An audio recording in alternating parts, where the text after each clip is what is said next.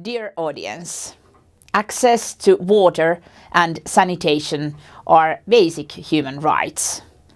Lack of access to safe water and sanitation facilities has a bad effect on the health of billions of people and has significant consequences for the realization of other human rights. In 2015, all member states of the United Nations General Assembly agreed to take steps to shift the world on a sustainable path and to ensure that no one will be left behind on this track.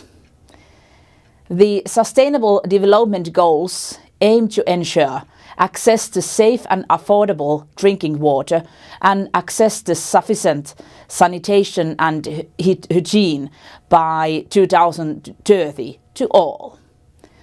However, the recently published United Nations report on water and sanitation concludes that the world is not on, but rather off the agreed track.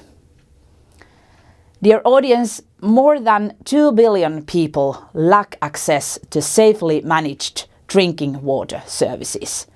4.5 billion people lack safely managed sanitation services, and hundreds of thousands of children under the age of 5 die annually from diarrhea diseases. These figures are not acceptable.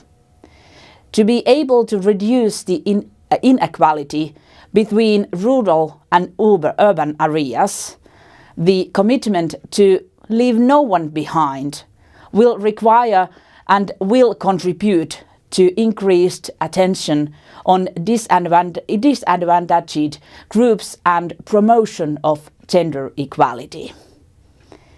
In many countries, women are the predominant caretakers of domestic water, collecting it from distant sources and having little option but to use polluted wastewater for domestic purposes.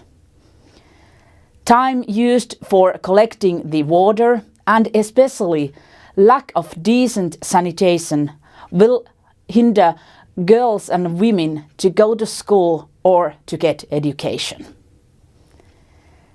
Time to get back to the right track for sustainable water services is now. Efforts are made on several levels. The European Council is currently preparing EU's human rights guidelines on safe drinking water and sanitation. International non-governmental organizations continue their important voluntary work. In addition to participating to the work of the World Health Organization and the United Nations, the governments have financed bilateral projects with the lesser developed countries.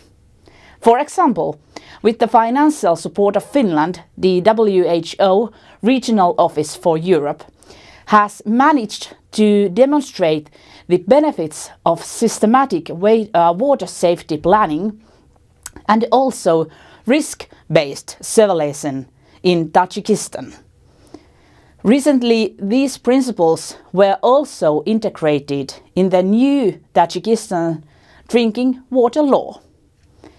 This collaboration is a good example of how important it is to work at different levels at the same time in order to trigger such changes in behavior and policies that really matter.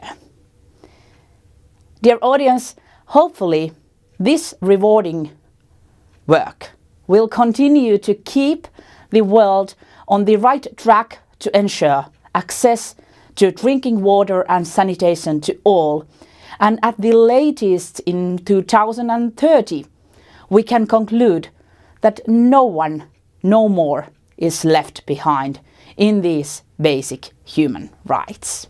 Thank you.